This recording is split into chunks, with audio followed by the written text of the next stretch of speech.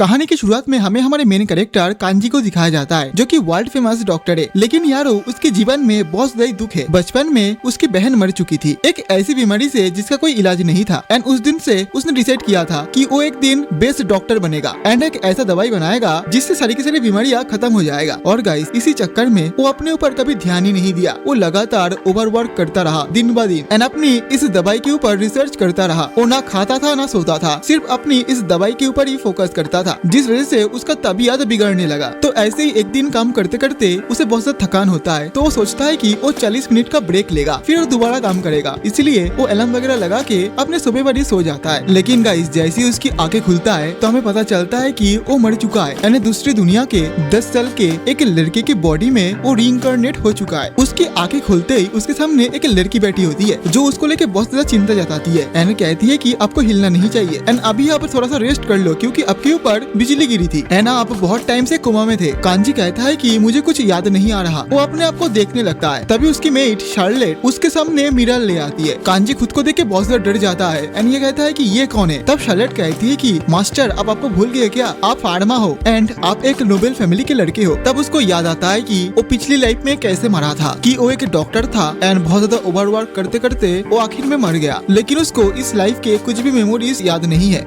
ये सब कुछ सोचते सोचते उसको थोड़ा सा दर्द होने लगता है अपने शोल्डर पे। वो देखता है कि उधर बैंडेज लगा हुआ है। वो अपनी मेट से मतलब शार्लेट से कहता है कि इस बैंडेज को हटा दो। तब शार्लेट दौड़ के जाती है एंड उसके लिए गर्म पानी करके ले आती है। फिर उसकी पूरी बॉडी की अच्छी तरीके से खातिरदारी करती है। फार्मा जैसे अपनी बैंडेजेस को हटा रहा था तब उसके हाथ में एक मार्क नोटिस करती है शार्लेट एंड उस मार्क को देख के वो घबरा जाती है। तब फार्मा कहता है कि अरे घबराओ मत, शायद ये मार्क तब आया होगा जब मेरे ऊपर लाइटनिंग गिरा था। लेकिन शार्लेट कहती है कि नहीं, ये गॉड ऑफ मेडिसिन ने आपको ब्लेसिंग्स दी है एंड ये इसका सबूत है। फार्मा कहता है कि है ये गॉड ऑफ मेडिसिन कौन है। इतना सुनते शार्लेट चौंक जाती है एंड कहती है कि अब ये मत कहो कि आप गॉड ऑफ मेडिसिन को भूल चुके हो, क्योंकि आपके पूरा का पूरा खानदान गॉड ऑफ मेडिसिन की पूजा करती है। अब फार्मा के दिमाग में एक आइडिया आता है। वो अपनी मेट से कहती है कि तुम मुझे मेरे इस जीवन के बारे में सब कुछ बताओ ताकि मुझे सब कुछ याद आने लगे। इतना सुनते ही शार्लेट अपने आप को पहले इंट्रोड्यूस करती है कि उसका नाम है शार्लेट एंड वो उसकी पर्सनल मेड है। उसके बाद शार्लेट उसको जगह जगह पे घुमाने लगता है, मतलब उसके घर के, एंड उसके सब कुछ बताने लगती है कि फार्मा रॉयल फार्मासिस्ट फैमिली से है जो नोबेल फैमिली के लिए दवाइयाँ बनाती है। उसके बाद शार्लेट ये भी बताती है कि उसका फैमिली मैजिक यूज कर सकती है। फार्मा कहती है कि इसका मतलब तो मैं भी मैजिक यूज कर सकता हूँ। इतना सुनते ही शार्लेट घबरा जाती है एंड कहती है कि क्या आप मैजिक यूज करना भी भूल चुके हो, ये तो बहुत ज्यादा बुरा हो गया। अगर सबको पता चल गया तो आपको घर से निकाल दिया जाएगा, क्योंकि मैजिक एक नोबिलिटी है। अगर आप अपनी मैजिक को खो दोगे तो आपको इस फैमिली से निकाल दिया जाएगा। तब फार्मा एकदम सच सच बता देता है कि हाँ वो भूल चुका है मैजिक यूज करना। तब शार्लेट बताती है कि अच्छा ठीक है, आपने मुझे तो बता दिया, लेकिन ये बात और किसी को मत बताना प्लीज, नहीं तो बहुत ज्यादा गड़बड़ हो जाएगी। शार्लेट आगे ये बताती है कि मैं आपको इतना बता सकती हूँ कि आप वाटर मैजिक में बहुत ज्यादा माहिर थे। वो ये सुनने के बाद उसी दिन से फार्मा अपने वाटर मैजिक के ऊपर काम करना शुरू करता है कि उसको याद आ जाए कैसे वो मैजिक को यूज करता था। तभी वो अपने दिमाग में वाटर के जो मॉलिक्यूल्स होता है उनके बारे में सोचने लगता है एंड इसको इतना ज्यादा सोचता है कि उसके हाथ में से सच में पानी निकलने लगता है। लेकिन एक दिक्कत था, अब वो इस पानी को रोक ही नहीं पा रहा था। वो सीधा जाके बाहर थ्रो कर देता है सारे का सारा पानी एंड नीचे शार्लेट खड़ी हुई थी एंड वो भीग जाती है। फार्मा कहता है कि मुझे माफ कर देना, मुझे समझ ही नहीं आ रहा था कि मैं कैसे इसको स्टॉप करूं। शार्लेट कहती है कि अरे ये कोई बड़ी बात नहीं है, बल्कि मैं बहुत ज्यादा खुश हूँ कि तुम्हें वाटर मैजिक यूज करना आ गई। उसके बाद फार्मा सोचता है कि वो जिस भी एलिमेंट के बारे में सोचता है वो क्रिएट हो जाता है एंड अपने दूसरी हाथों से उसको मिटा भी सकता है। वो इतने में उधर शार्लेट चली आती है एंड फार्मा को उसकी लाइब्रेरी पे ले जाती है। उधर फार्मा जाके कुछ बुक्स वगैरह पढ़ता है। शार्लेट बताती है कि आप इधर के सभी बुक पढ़ चुके हो। उसके बाद हमें दिखाया जाता है कि फार्मा अपनी फैमिली के साथ बैठ के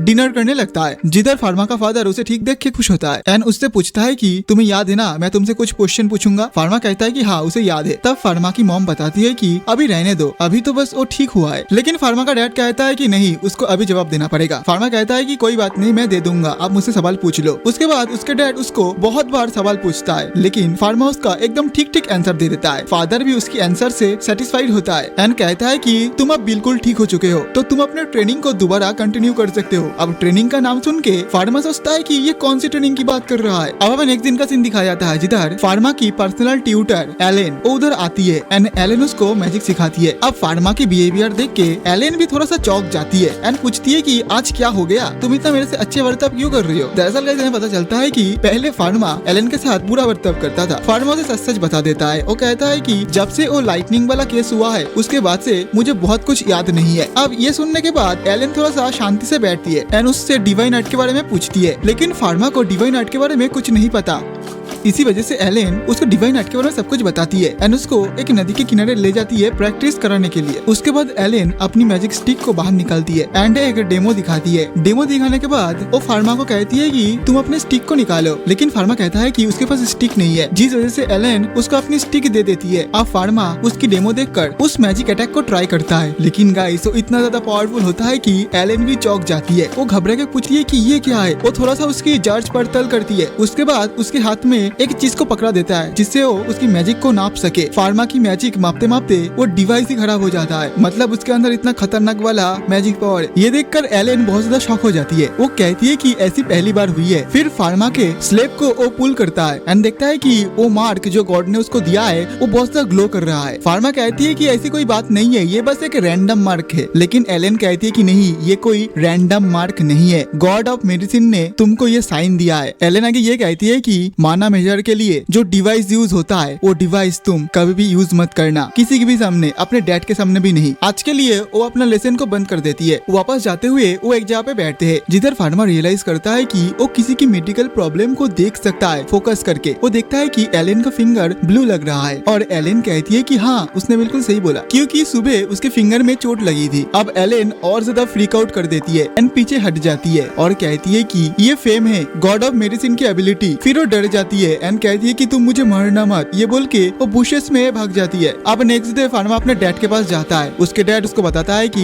एलेन को हाई फीवर हो चुका है और उसने ये डिक्लेयर किया है कि शायद वो आपसे तुमको ट्यूटर नहीं कर पाएगी, जो काफी वियर्ड है। वो उसे कुछ मेडिसिन और एक शॉर्ट नोट भी देता है एंड बोलता है कि ये तुम एलेन को डिलीवर कर दो एंड उसका हालचाल पूछ के आओ। वो एलेन की मेंशन पे जाता है जो कि बहुत ज्यादा बड़ा होता है और एक रूम में वेट करता है। अचानक हॉल का मेन डोर खुलता है और हम देखते हैं कि टेरिफाइड होके एलेन अपने पूरे बॉडी में आर्मर पहने उसकी ओर एकदम घूर रही होती है। वो डर डर के बोलती है कि तुम मुझे मत मारो, यहाँ से चले जाओ। फार्मा उसे शांत करने की कोशिश करता है एंड कहता है कि अरे उसको क्यों मारेगा। वो अपने मास्क को हटाती है एंड कहती है कि वो इधर क्या कर रहा है। फार्मा एक्सप्लेन करता है कि उसके फादर ने मेडिसिन डिलीवर करने को भेजा है उसको। वो अंदर आती है लेकिन अभी भी बहुत ज्यादा चिंतित होती है एंड सोच रही होती है कि फार्मा ने इस मेडिसिन में कोई पॉइजन वगैरह तो नहीं मिला दिया ना। फार्मा रीअश्योर करता है एंड कहता है कि नहीं, उसने ऐसा कुछ नहीं किया। फार्मा उसे कुछ मेडिसिन देता है जो उसने अपने मॉडर्न साइंस नॉलेज की वजह से बनाई है। अब ये सुनने के बाद ये और ज्यादा डर जाती है। फार्मा एश्योर करता है कि वो उसको हार्म नहीं करेगा। साथ ही वो उसको ये भी बताता है कि एलेन उसका ट्यूटर बना रहा है, ये उसका इच्छा है। एलेन कहती है कि उसे कुछ सीखने विखने की जरूरत नहीं है क्योंकि वो खुद गॉड ऑफ मेडिसिन का रीइंकार्नेशन है। लेकिन फार्मा इंसिस्ट करता है कि नहीं, ऐसा कुछ नहीं है और उसे उसका टीचर बनना पड़ेगा। एलेन उसके सामने झुकती है एंड कहती है कि अगर ये गॉड की इच्छा है तो वो जरूर उसको फॉलो करेगी। तब फार्मा उसको ऑनेस्टली एडमिट करता है कि उसे मैजिक के बारे में कुछ नहीं पता, ना ही उसको इस वर्ल्ड में कुछ पता है। साथ ही साथ वो गॉड नहीं है। वो हेल्प मांगता है क्योंकि पूरी लाइब्रेरी में मेडिसिन बुक से भरा है, उसमें मैजिक की कोई बुक ही नहीं है। वो कहता है कि वो अपनी न्यू फाउंड मैजिकल एबिलिटीज को कंट्रोल करना चाहता है। अब एलेन उसकी बात से एग्री करती है कि ठीक है, वो उसका टीचर बनेगी। अब चलते वक्त वो उसे कुछ प्रीटी फ्लावर्स देता है और कहता है कि अगर वो ट्यूटर नहीं बनेगी तो वो फ्लावर्स को वापस ले लेगा। अब नेक्स्ट डे गार्डन में वो वंडर करता है लेकिन तभी उधर एलेन चली आती है। वो भी आर्मर पहने, लेकिन इस बार वो थोड़ा सा शांत रहती है। एलेन कहती है कि उसका मैजिक बहुत ज्यादा स्ट्रॉन्ग है, इसीलिए वो आर्मर वगैरह पहन के आई है जब तक वो अपनी मैजिक को कंट्रोल न कर पाए। उसके बाद एलेन उसकी बनाया हुआ मेडिसिन के लिए उसको थैंक यू कहती है और मेंशन करती है कि इवन उसका डैड का बनाया हुआ मेडिसिन भी इतना ज्यादा फास्ट काम नहीं करती। उसकी मेडिसिन ऑलमोस्ट एक मिरेकल जैसे लगता है। एलेन कहती है कि वो डिसाइड कर चुकी है कि वो ट्यूटर बनेगा और एक्सप्लेन करती है कि वो एक अबेंडेंट आइलैंड पर जाएगी क्योंकि अगर कुछ गलत होता है तो उस आइलैंड पर ही होगा, आसपास डिस्ट्रैक्शन नहीं मचेगा तुम्हारे मैजिक से। वेल उसके बाद हम देखते हैं कि वो पूरा दिन अपने आप को ट्रेन करता है, न्यू मैजिक स्पेल को सीखता है और अलग अलग एलिमेंट्स मिक्स करता है। ये सब देखने के बाद एलेन कहती है कि ये बहुत ज्यादा सरप्राइज की बात है कि अब वो बहुत जल्दी सब कुछ सीख रहा है एंड अगर ऐसा ही चलता रहे तो वो सब कुछ बहुत जल्दी मास्टर कर लेगा। उसके बाद मेनलैंड वापस आने के बाद वो स्टेयरकेस पे बैठ के अपने सर्वेंट्स को वॉच कर रहा होता है जैसे कि वो कोई क्रीप हो, लेकिन वो नोट्स भी ले रहा है। वो अपनी मैजिक आई एबिलिटी का यूज करते हुए सर्वेंट्स का सब कुछ डिजीज वगैरह चेक करता है एंड साथ ही साथ वो ये भी देख रहा था कि ये जो एबिलिटी है ये क्या क्या कर सकता है एंड क्या क्या नहीं, ये सब कुछ वो नोटिस कर रहा था। फाइनली सब सर्वेंट्स चेक करने के बाद वो शार्लेट को देखती है एंड डिस्कवर करता है कि उसके हैंड्स में ड्राई स्किन एंड सबसे वो अपने रूम में जाके शार्लेट के लिए एक मेडिसिन क्रिएट करता है। अपनी मॉडर्न मेडिकल साइंस नॉलेज से वो मॉडर्न कंपाउंड यूज करके एक्सीलेंट मेडिसिन बनाता है और शार्लेट को देता है। साथ ही उसको ये बता देता है कि ये मेडिसिन उसके हैंड्स को हील करेगी। शार्लेट बहुत ज्यादा खुश हो जाती है एंड पूछती है कि क्या वो ये मेडिसिन दूसरे बाकी सर्वेंट्स एंड उसके मॉम के साथ शेयर कर सकती है। फार्मा कहता है कि चिंता मत करो, उसने अलग अलग मेडिसिन बनाई है सबके लिए, क्योंकि सबका अलग अलग सिम्टम है, मतलब सबका अलग अलग दिक्कत है। उसके बाद वो शार्लेट के साथ जाता है एंड सब सर्वेंट को मेडिसिन देता है। सब बहुत ज्यादा ही खुश हो जाते हैं। शार्लेट एक्सप्लेन करती है कि किसी को नोबेल से मेडिसिन कभी नहीं मिली, क्योंकि नोबेल्स एंड पेशेंट्स में बहुत बड़ा डिवाइड है। नोबेल्स अक्सर पेशेंट्स को ट्रीट नहीं करते और अगर करते भी तो बहुत ज्यादा हाई फीस मांगते हैं। फार्मा जब ये रियलाइज करता है कि इधर कितना ज्यादा भेदभाव चल रहा है तो बहुत ज्यादा दुखी होता है। वो खुद को वादा करता है कि वो मेडिसिन कॉमन लोगों के लिए एक्सेसिबल बनाएगा। नेक्स्ट दिन उसका फादर उसको बुलाता है एंड वो डाइनिंग एरिया में जाता है। उसके पेरेंट्स बहुत ज्यादा दुखी लग रहे थे। वो एक्सप्लेन करते हैं कि उसका सिस्टर ब्लैंड को चिकन पॉक्स हो गया है और कोई भी 3 वीक्स के लिए रूम में नहीं जा सकता। सिचुएशन समझने के बाद वो अपने रूम में जाता है और केमिकल कंपोजिशन ऑफ ड्रग्स के बारे में सोचता है जो क्रिएट करना है। वो श्योर नहीं है कि क्या वो इस कॉम्प्लेक्स मेडिसिन को बना पाएगा कि नहीं, लेकिन लगातार अटेम्प्ट्स के बाद आखिरकार वो इस विषय में सक्सेस पा लेता है। वो स्नीक करता है सिस्टर के बेडरूम में, इवन दो वो अलाउड नहीं था। फिर वो अपनी बहन को बहुत अच्छी तरीके से ट्रीट करती है मेडिसिन से। सिस्टर सरप्राइज हो जाती है कि कितना फास्ट वो ठीक हो चुकी है। नेक्स्ट डे वो सिस्टर के रूम में जाता है अपने फादर को लेके, क्योंकि फादर इंस्पेक्ट करने आया था। लेकिन उसका फादर बहुत ज्यादा इम्प्रेस हो जाता है कि कितना जल्दी वो ठीक हो चुका है। इवनिंग में वो सिंपल माइक्रोस्कोप डेवलप करता है। उसके बाद उसका फादर उसको बुलाता है एंड बताता है कि रॉयल कैपिटल से उनका बुलावा आया है, उधर उनको जाना पड़ेगा। फादर काफी ज्यादा चिंतित लगता है एंड जोर जोर से हंसने लगता है, लेकिन अपने मुंह को ढकते हुए। फार्मा सस्पेक्ट करता है कि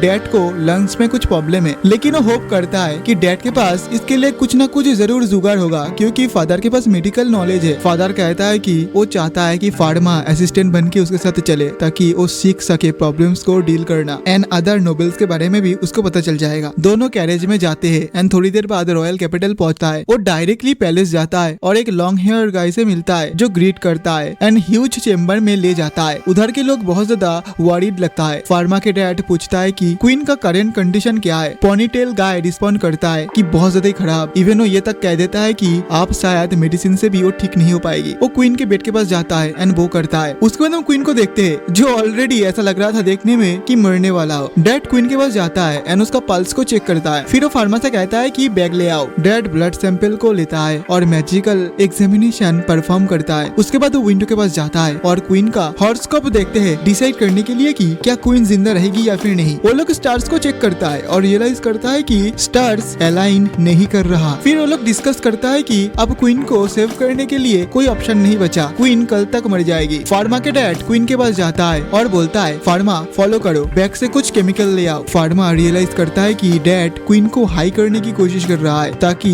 वो एक लास्ट टाइम खुश हो सके मरने से पहले। क्वीन सीधा उससे पूछती है कि क्या वो जिंदा रहेगी। वो रिप्लाई करता है कि मेडिसिन बहुत ज्यादा स्ट्रॉन्ग है और ये काम करेगी। फार्मा पीछे मुड़ता है एंड सुनता है कि सब लोग डिस्कस कर रहे हैं कि कैसे क्वीन का अंतिम संस्कार किया जाए। तब फार्मा रियलाइज करता है कि उसका फादर क्वीन का ट्रीटमेंट नहीं कर रही है, बल्कि क्वीन को एक शांति का मौत दे रही है। इसमें उसका फादर का कोई गलती नहीं है, क्योंकि इसका कोई अभी तक मेडिसिन नहीं बना है। इसीलिए फार्मा को बहुत ज्यादा बुरा लगता है एंड सोचता है कि उसको कुछ करना चाहिए। वो अपनी स्पेशल एबिलिटी का यूज करता है एंड चेक करता है कि एग्जैक्टली क्वीन को क्या प्रॉब्लम है। वो फाइंड आउट करता है कि प्रॉब्लम लंग्स में है और हो सकता है कि इस वजह से उनको कैंसर भी हो चुका है। सिम्टम्स को ध्यान से देखने के बाद उसे पता चलता है कि इस टाइम पीरियड में इस डिजीज को ठीक करना नामुमकिन है, लेकिन फ्यूचर की मेडिसिन से इसको ठीक किया जा सकता है। तभी अचानक से डोर ओपन होता है एंड कुछ छोटे छोटे बच्चे दौड़ के चला आता है एंड रोने लगता है। कहता है कि क्वीन इतना जल्दी मर नहीं सकती एंड उनको छोड़ के नहीं जा सकती। इन सारे बच्चों को देख के क्वीन बहुत ज्यादा सैड हो जाती है और ये देख के फार्मा डिसाइड करता है कि वो किसी भी हालत में क्वीन को मरने नहीं दे सकती। तभी वो आगे बढ़ता है एंड वो करते हुए क्वीन से पूछता है क्या वो अपनी न्यू मेडिसिन उनके ऊपर ट्राई कर सकती करती है। सभी लोग ये सुन के बहुत ज्यादा हैरान हो जाते हैं एंड उसके बारे में बातें करने लगता है। तभी उसका फादर उसके साइड में आके कहता है कि ये सब कुछ क्या नॉनसेंस बात कर रहे हो तुम। फर्मा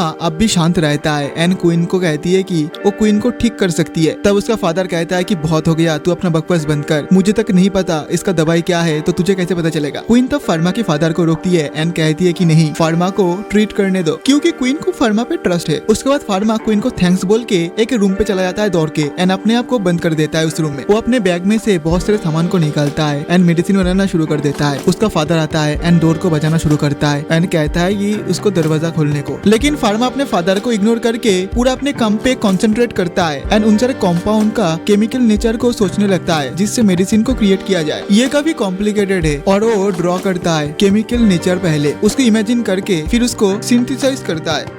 लेकिन तभी उसका फादर मैजिक का यूज करके डोर को तोड़ के अंदर चला आता है एंड कहता है कि वो उसका ये पागलपन बंद करे। उसका फादर आके ये कहता है कि इस प्रॉब्लम का कोई सॉल्यूशन नहीं है, इसका कोई मेडिसिन नहीं बन सकता और तुम जो करने वाले हो उससे क्वीन को और ज्यादा तकलीफ होगी। फार्मा कहता है कि नहीं, डिसीज का मेडिसिन जरूर बन सकता है, वो तो आप बहुत ज्यादा डम्ब हो क्योंकि आप एस्ट्रोलॉजी पे बिलीव करते हो एंड उसके ऊपर बिलीव करके आप मेडिसिन बना रहे हो। उसके बाद फार्मा दोबारा से अपने मेडिसिन पे ध्यान देता है। तब उसका डैड बहुत ज्यादा ऑफेंड हो जाता है एंड फार्मा के एस्ट्रोलॉजी डिसलाइक करने पर वो उस पर आइस से शूट कर देता है। तब फार्मा पीछे मुड़ता है और देखता है कि उसका फादर फुल गुस्से में है। तब उसका डैड उससे पूछता है कि फार्मा कौन से मिराकल मेडिसिन के बारे में बात कर रहा है। फार्मा अपने डैड को कहता है कि कृपया करके वो अपनी मैजिक स्टिक को नीचे कर ले, लेकिन उसके डैड उसकी बात को रिफ्यूज करता है एंड उसके ऊपर आइस ब्लास्ट से अटैक करता है। इधर फार्मा मैजिक बैरियर का यूज करता है अटैक को ब्लॉक करने के लिए, जो डैड को शॉक कर देता है। फार्मा जाइंट आइस वॉल को इरेक्ट करता है फ्रंट में। उसका फादर तो अभी भी शॉक्ड है क्योंकि ये मैजिक बहुत ज्यादा पावरफुल है एंड कोई ऐरा गैरा इसको यूज नहीं कर सकता। ये सब देख के उसका फादर कहता है कि फार्मा तुम मुझे सच सच बताओ कि तुम कौन हो, क्योंकि उसका सान ऐसा बिल्कुल भी नहीं था। फार्मा को समझ नहीं आ रहा था कि अपने फादर को कैसे समझाए, लेकिन तभी फार्मा के फादर के हाथ में फार्मा का डायरी लग जाता है जिसके अंदर ढेर सारे केमिस्ट्री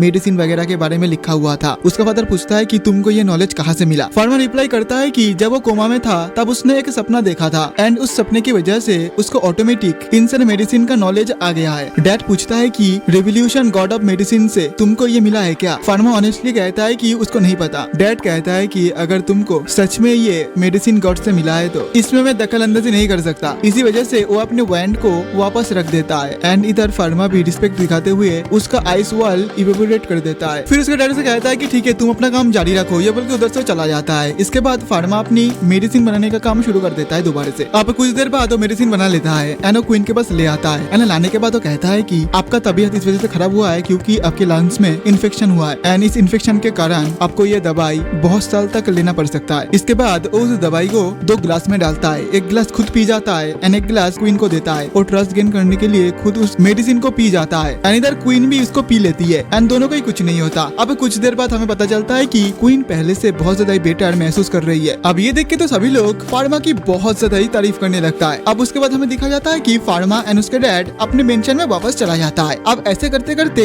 9 महीना बीत जाता है। अब 9 महीने बाद फार्मा दोबारा से राजमहल पे आता है क्वीन को देखने के लिए। इधर आने के बाद उसको पता चलता है कि क्वीन का तबीयत बहुत ज्यादा ही ठीक हो चुका है। क्वीन बताती है कि उन्होंने जीने का इच्छा ही छोड़ दिया था, लेकिन उनके छोटे बेटे की वजह से उन्होंने दोबारा जीना सीखा। फार्मा ये सुन के खुश होता है एंड उनको अलविदा बोल के चला जाता है। वेल, अब हमें नेक्स्ट दिन का सीन दिखाया जाता है जिधर बाप बेटे दोनों रॉयल प्लेस पे दोबारा वापस आता है क्योंकि आज क्वीन उन दोनों को ही रिस्पेक्ट देगी। उधर पहुंचने के बाद सबसे पहले फार्मा के फादर को क्वीन रिस्पेक्ट देती है। उसके बाद फार्मा की बारी आती है एंड क्वीन फार्मा को भी रिस्पेक्ट देती है। साथ ही साथ उसको रॉयल फार्मासिस्ट का टैग भी मिलता है जिसे पाने के बाद फार्मा बहुत ज्यादा खुश हो जाता है। तब क्वीन उसको ऑर्डर देती है कि तुम अब जहाँ चाहे उधर अपने फार्मेसी का दुकान खोल सकते हो कैपिटल में। हमारे फार्मा तो बहुत ज्यादा खुश हो जाता है एंड क्वीन को थैंक यू कहता है। उसके बाद वो तुरंत घर वापस आता है एंड ढेर सारे कारपेंटर को बुला लेता है ताकि वो जल्द से जल्द अपनी फार्मेसी को ओपन कर सके। अब बारी आती है कि वो लोग उसके शॉप का नाम क्या रखेगा। फार्मा बहुत देर सोचता है, फिर उसके दिमाग में एक नाम आता है जो कि था पैरेलल वर्ल्ड फार्मेसी। अब ये नाम सुन के वो लोग भी थोड़ा सा चौंक जाता है एंड यूनिक लगने की वजह से वो लोग इस नाम को ही सिलेक्ट करता है। अब कुछ देर बाद उसके दुकान का काम मतलब फार्मेसी का काम जोरों शोरों से चालू हो जाता है एंड देखते ही देखते उसके दुकान का जो कार्डबोर्ड था ना वो तैयार हो जाता है। तभी उधर एलेन आती है एंड उसका दुकान का नाम को देख के बहुत ज्यादा खुश हो जाती है एंड उसका तारीफ करती है। फार्मा भी शर्मा जाता है एंड उसका शुक्रिया अदा करता है। इतने में तभी उधर एक मोटा सा आदमी चला आता है एंड कहने लगता है कि इधर का मालिक कौन है। फार्मा बताता बताता है कि वो इधर का मालिक है। वो आदमी फार्मा को देख के कहता है कि तुम तो बहुत ज्यादा छोटे हो, लेकिन हाँ मेरे लिए तुम्हारे पास एक अच्छा खासा ऑफर है। वो आदमी पूछता है कि क्या तुम मेरे साथ कोलैबोरेट करोगे, हम लोग एक साथ मिलके इस बिजनेस को बहुत बड़ा करेंगे। फार्मा एकदम सीधा बना कर देता है एंड कहता है कि उसकी कोई जरूरत नहीं है, लेकिन वो आदमी फिर भी उसको इंसिस्ट करने लगता है कि उसके साथ कोलैबोरेट कर ले, नहीं तो फार्मा बहुत ज्यादा पछताएगा। फार्मा बताता है कि वो ये फार्मेसी इस वजह से ओपन किया है ताकि वो गरीबों का बहुत कम पैसों में इलाज कर सके, तो उसको फायदा या नुकसान से कुछ फर्क नहीं पड़ेगा। अब उसका ये सारे बात सुन के ये आदमी थोड़ा सा चौंक जाता है, लेकिन फिर भी वो उसको बार बार एक ही बात कहने लगता है कि उसके साथ जुड़ जाओ, दोनों मिलके तहलका मचाएंगे बिजनेस में। लेकिन फार्मा उनको बार बार मना करता है। अब इधर एलेन भी गुस्सा हो जाती है उस आदमी के ऊपर एंड कहती है कि तू इधर से भागेगा मोटे, या फिर मैं तेरे को मार मार के भगाऊं यहाँ से। अब ये आदमी उधर से चुपचाप निकल पड़ता है। अब कुछ देर बाद हमें दिखाया जाता है कि दोनों फार्मेसी के अंदर चला आता है, जिधर फार्मा नोटिस करता है कि उनके पास अभी एम्प्लॉय नहीं है, तो वो सोचता है कि कुछ एम्प्लॉय को हायर किया जाए। लेकिन तभी उधर शार्लेट चली आती है एंड वो कहती है कि उसको काम दिया जाए।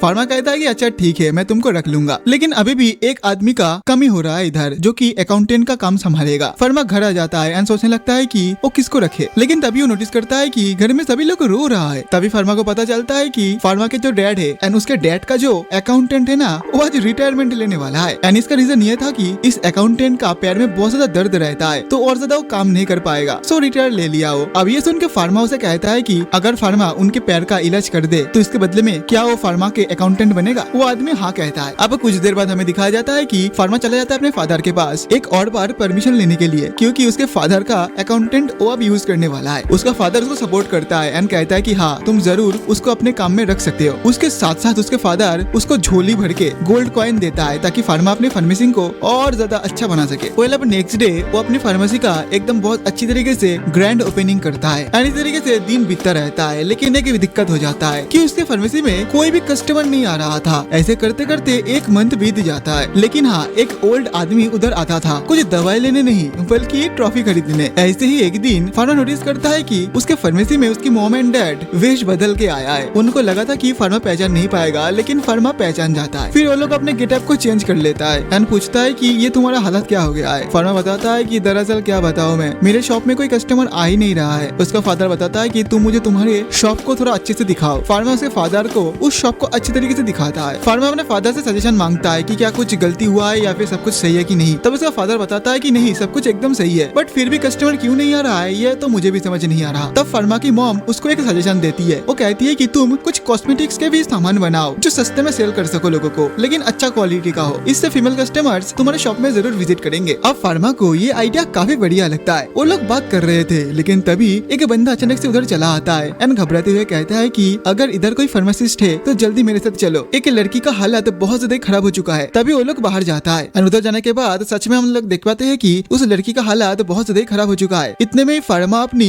मैजिक आइस का इस्तेमाल करके देख लेता है कि इस लड़की का प्रॉब्लम क्या है। उसे पता चलता है कि इस लड़की के हाथ में बहुत ज्यादा घाव लग चुका है, मतलब कट लग चुका है, जिस वजह से बहुत ज्यादा खून बह चुका है एंड ये लड़की कमजोर हो चुका है। उसके बाद फार्मा उसको अपने फार्मेसी के अंदर ले आता है एंड उसका ट्रीटमेंट वगैरह कर देता है। अब थोड़ा सा ठीक होने के बाद उस लड़की से पूछता है कि तुमने अपने हाथ में जानबूझकर कट क्यों लगाया। तब वो लड़की शर्माते हुए कहती है कि उसकी क्रश ने उसको रिजेक्ट कर दिया, क्योंकि उसकी क्रश के नजर में वो अभी भी बहुत ज्यादा मोटी है, तो वो खुद को बहुत ज्यादा पतली करने के लिए अपने खून को बहा दी एंड अब वो इस हालत में है। एंड ये बोल के वो रोना शुरू कर देती है एंड सभी से माफी मांगती है उसकी इस गलती की वजह से, क्योंकि उसके लिए सभी लोग परेशान हो चुके थे। लेकिन तभी एलेन कहती है कि कोई बात नहीं, तुम नेक्स्ट टाइम से ऐसा मत करना। अब उसके बाद एक हफ्ते बीत जाता है एंड एक हफ्ते बाद वो लड़की दोबारा से उसके शॉप पे आता है। इतने दिनों में फार्मा भी वो कॉस्मेटिक का सामान वगैरह भी बना लिया होता है एंड वो सारी चीज वो इस लड़की को देती है। अब वो सारे कॉस्मेटिक का सामान उस लड़की को बहुत ज्यादा ही पसंद आती है। अब दूसरी ओर हमें शार्लेट को दिखाई जाती है, जो कि बाहर बहुत सारे लड़कियों को एंड आंटी वगैरह को वो कॉस्मेटिक का सामान दिखाने लगती है, जिससे उसका फ्री का ब्रांड प्रमोशन हो जाती है एंड सब लोग धीरे धीरे करके उसके फार्मेसी में आने लगती है एंड उसका दुकान का भीड़ भी बढ़ने लगता है। अब फार्मा देखता है कि उसका ब्यूटी प्रोडक्ट का इतना ज्यादा ही डिमांड हो चुका है, तो क्यों ना एक न्यू ब्रांड खोला जाए ब्यूटी प्रोडक्ट के लिए अलग से। एंड वो ऐसा ही करता है, वो ब्यूटी प्रोडक्ट के लिए एक अलग सा ब्रांच खोलता है जहाँ ढेर सारे ब्यूटिशियन को रख देती है। साथ ही साथ उसका जो फार्मेसी था ना वो भी अब चल पड़ता है, उसकी दुकान में भी अब भीड़ आने लगता है एंड पूरे शहर में बस उसका ही नाम चल रहा होता है, जिस वजह से क्वीन को भी पता चल जाती है फार्मा के इस न्यू बिजनेस के बारे में। वो फार्मा को बुलाती है, फार्मा आता है एंड संग अपने साथ कॉस्मेटिक की बहुत सारी चीज वगैरह ले आती है। क्वीन लिप बाम को यूज करती है एंड उसको यूज करने के बाद उनको बहुत अच्छी रिजल्ट मिलती है। अब क्वीन को ये बहुत ज्यादा अच्छी लगती है एंड वो फार्मा की तारीफ करती है। उसके बाद फार्मा उनको और ज्यादा अपने कॉस्मेटिक कॉस्मेटिक के बारे में बताता है। क्वीन बताती है कि तुमको अपनी कॉस्मेटिक का दाम बढ़ाना चाहिए क्योंकि तुम्हारी वजह से सभी बिजनेसमैन को बहुत ज्यादा नुकसान हो रही है। एक तो तुम्हारा प्रोडक्ट बहुत अच्छा है, ऊपर से सबसे ज्यादा सस्ता है, तो लोग और दूसरी दुकान पे जा ही नहीं रहा है। अब फार्मा भी रियलाइज करता है कि हाँ उससे गलती हो गई है एंड वो भी राजी हो जाता है अपने प्रोडक्ट का दाम बढ़ाने के लिए। अगली बार हमें दिखाया जाता है कि फार्मा बीच पे आ चुका है जिधर उसकी बहन एंड शार्लेट दोनों रेत से खेल रही थी एंड दूर एक कोने में एलेन सो रही होती है। अब उसकी बहन उसको देख के बहुत ज्यादा रिक्वेस्ट करने लगती है कि उनको पानी में जाने दिया जाए। फार्मा सीधा सीधा मना कर देता है एंड कहता है कि नहीं, पापा ने मना किया है। लेकिन शार्लेट एंड उसकी बहन दोनों ही बहुत ज्यादा जिद करने लगती है। अब बेचारे फार्मा के पास कोई ऑप्शन नहीं बचता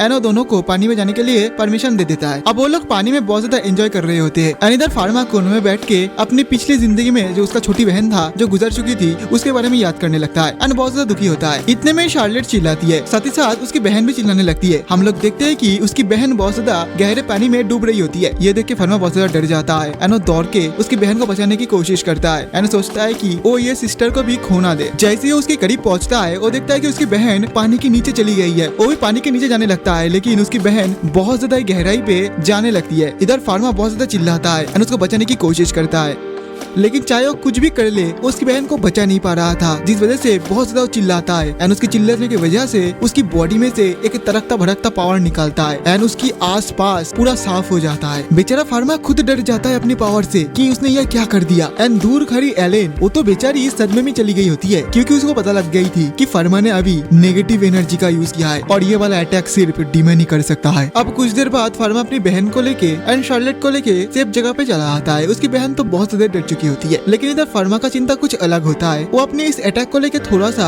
वरीड होता है एंड सोचता है कि चलो कोई बात नहीं, उसको किसी ने नहीं देखा। लेकिन गाइस वो गलत था, दूर खड़े एक बंदा उसको देख रहा होता है एंड ये सब देखने के बाद वो बंदा जो होली ग्रुप है उसमें जाके फार्मा के बारे में कंप्लेन कर देता है एंड वो लोग इस विषय में बात करना शुरू करता है और कुछ ही देर में हमें पता चलता है कि उन लोगों ने डिसीजन लिया है कि वो लोग फार्मा के ऊपर नजर रखेगा, इसलिए वो लोग 2 एसोसिएशन को उसको टारगेट दिया है नजर रखने के लिए। अब हमें नेक्स्ट दिन का सीन दिखाया जाता है जिधर फार्मा अपने फार्मेसी में आ चुका होता है एंड अपना काम कर रहा था डेली का। लेकिन तभी फार्मेसी के अंदर 2 एसोसिएशन उसके ऊपर नजर रख रहा था चुप चुप के। अब उसके अगले दिन एक कीचड़ से भरा हुआ घोड़ा उनके फार्मेसी के अंदर घुस जाता है एंड चारों ओर गंदगी फैला देता है। जब ये बात फार्मा के फादर को पता चलता है तो वो बहुत ज्यादा गुस्से में आ जाता है एंड सोचता है कि शायद कोई उनको टारगेट कर रहा है उनको परेशान करने के लिए। अब इसी वजह से नेक्स्ट डे फार्मा अपनी फार्मेसी में जाता है ताकि वो अपनी फार्मेसी को साफ सफाई कर सके। उधर जाने के बाद वो देखता है कि उसकी बहुत सारे पुराने कस्टमर्स एंड शहर के कुछ जाने पहचाने या अनजाने लोग उधर आ चुका है फार्मा की मदद करने के लिए, जो देख के फार्मा बहुत ज्यादा ही खुश होता है। इतने में एक लड़की बहुत ज्यादा भागते हुए आती है एंड घबराते हुए बोलती है कि उसके साथ चले क्योंकि उसका फादर बेहोश हो चुका है। अब फार्मा बहुत जल्दी उस लड़की के साथ उसके बताया हुआ डेस्टिनेशन पे चला आता है जो कि एक जंगल होता है। इतने में वो लड़की अचानक से कहीं तो गायब हो जाता है, जो देख के फार्मा थोड़ा सा शॉक्ड होता है। इतने में वो देखता है कि उसके आसपास होली ग्रुप के बहुत सारे मेंबर आ चुका है जो उसको घेर लिया है एंड इस होली ग्रुप का जो लीडर है वो कहता है कि फार्मा के अंदर एक डीमन है एंड वो लोग फार्मा को इस वजह से मारने आया है इधर। इतने में वो लोग फार्मा के ऊपर अटैक कर देता है, लेकिन फार्मा भी रेडी था, वो उन सभी के अटैक को बहुत आसानी से रोक देता है। एक्चुअली गाइस फार्मा इधर बहुत ज्यादा स्ट्रॉन्ग होता है इन सब से, वो चाहे तो एक चुटकी में सबको खत्म कर सकता है, लेकिन वो खुद को रोकता है क्योंकि वो खामों का इन सभी को मारना नहीं चाहता। इसलिए फार्मा खुद को बहुत बार रोकने की कोशिश करता है, लेकिन यार ये लोग मानता ही नहीं है। वो बार बार फार्मा को अटैक किए ही जा रहा था एंड उसको डीमन समझ रहा था। अब फार्मा के पास और कोई ऑप्शन नहीं बचता एंड वो अपना एक छोटा सा पावर दिखाता है जिससे सब लोग अपना औकात पे चला आता है। इतने में ही उनका जो लीडर होता है ना वो नोटिस कर लेता है कि फार्मा के हाथ में वही सेम लोगो है एंड वो ग्लो कर रहा है एंड इसको देख के वो पहचान जाता है। वो सबको कहता है कि कोई भी कुछ मत करना क्योंकि फार्मा हमारी गॉड है। अब ये सुनकर सभी लोग शॉक हो जाता है, साथ ही साथ फार्मा भी। फिर वो लीडर साथ ही साथ सभी लोग फार्मा से माफी मांगता है। तब फार्मा नोटिस करता है कि उनके जो लीडर है जिसका नाम है सलमान, उसको बहुत ज्यादा गहरी चोट आई है लड़ाई में एंड इस वजह से उसको खतरनाक इन्फेक्शन भी हो सकता है। सलमान कहता है कि हाँ मैं इसी का योग्य हूँ क्योंकि मैंने आपके साथ फाइट किया है एंड ये मेरा सजा है, अब मेरी चिंता मत करो। लेकिन फार्मा कहता है कि वो ऐसा नहीं कर सकता, उसको बहुत ज्यादा ही चोट लगी है एंड अभी अगर वो सर्जरी ना करे तो फ्यूचर में उसको दिक्कत होगी। लेकिन एक दिक्कत हो जाता है कि फार्मा को नहीं पता कि सर्जरी कैसे किया जाता है। और एक चीज ये भी है कि इस दुनिया में अभी तक कोई सर्जरी करने वाला पैदा ही नहीं हुआ, मतलब किसी को आता ही नहीं है। तो वो डिसाइड करता है कि वो अपनी नॉलेज से किसी भी हालत में सर्जरी को कंप्लीट करेगा खुद एंड जैसे सोचना वैसे ही काम। वो उधर ही तुरंत एक टेंट बना देता है एंड सर्जरी को शुरू करता है। कुछ घंटे बहुत मुश्किल से सर्जरी करने के बाद फाइनली उसका ये सर्जरी सक्सेसफुल होता है। वो कुछ दिन बाद वो लोग फार्मा के शॉप में आता है, जिधर होली ग्रुप के जो लीडर था वो अब ठीक हो चुका होता है। वो फार्मा के लिए ढेर सारा गिफ्ट लाया होता है एंड कहता है कि वो फार्मा की सीक्रेट को सीक्रेट ही रखेगा। अब इन सारे गिफ्ट में से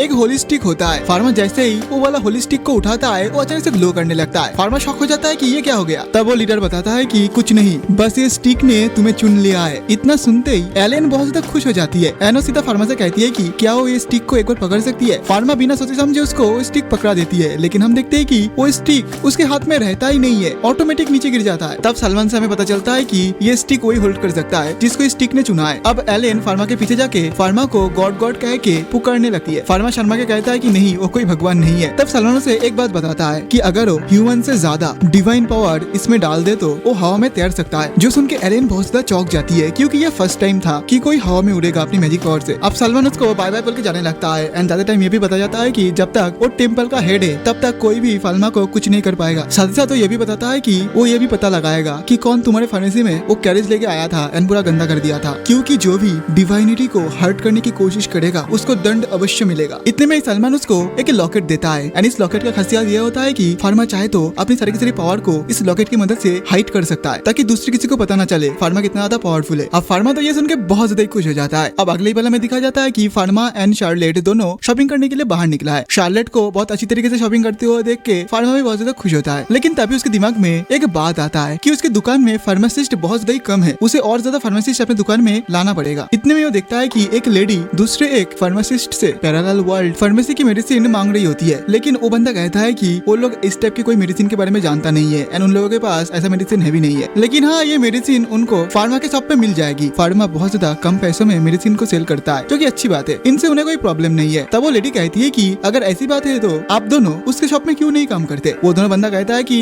वो नहीं कर सकता क्योंकि ये रूल गिल्ड के खिलाफ है। आप दूर खड़े होके फार्मा ये सब कुछ सुन लेता है। एनो शॉप में जाके एलेन से कहती है कि उसको भी खुद का एक गिल्ड खोलना है, बिकॉज रीजन आपको तो पता ही होगा, क्योंकि उसको भी फार्मासिस्ट चाहिए होगा। एलेन कहती है कि हाँ ये आइडिया बहुत ज्यादा अच्छी है, अगर हम लोग गिल्ड को इस तरीके से क्रिएट करेंगे, मतलब पार्टनरशिप के जैसे अलग अलग शॉप के साथ, तो अच्छा होगी। इससे हमारे शॉप में ज्यादा भीड़ नहीं बनी रहेगी एंड लोग अलग अलग शॉप से भी सब कुछ खरीद पाएंगे, हमारी मेडिसिन भी। सबको ये वाला आइडिया पसंद आता है। अब हमें रात का सीन दिखाया जाता है, जिधर हमें पता चलता है कि वही फार्मेसी का जो मेन है उसका जो बेटी है उसको बहुत ज्यादा बुखार है, जो किसी भी हालत में कम नहीं हो रही है। अब नेक्स्ट डे मेडिकल गिल्ड में सभी लोग बात कर रहा होता है फार्मा को लेके कि फार्मा की शॉप के वजह से उन सबको बहुत ज्यादा लॉस हो रहा है, बिकॉज वो अच्छा दवाई को बहुत ज्यादा कम पैसों में सबको सेल कर रहा है, इससे उनको लॉस हो रहा है। वो लोग किसी भी हालत में फार्मा को रोकना चाहता है ताकि उनका बिजनेस सही से चल सके। और हाँ, फार्मा के शॉप में जो एक कैरेज आया था एंड उसके शॉप में पूरा गंदगी मचाया था, वो दरअसल इन लोगों ने भेजा था, लेकिन उनका प्लान पूरा फ्लॉप हो जाता है क्योंकि सभी लोग आके फार्मा को हेल्प कर दिया था। अब ये मोटा सा चश्मा वाला बंदा कहता है कि अगर कोई भी फार्मा को हेल्प करेगा या फिर उसके शॉप के साथ कुछ भी पार्टनरशिप वगैरह करेगा तो उनको गिल्ड से निकाल दिया जाएगा। अब सीन शिफ्ट होता है, हमें उस आदमी को दिखाया जाता है जो अपनी बेटी को लेके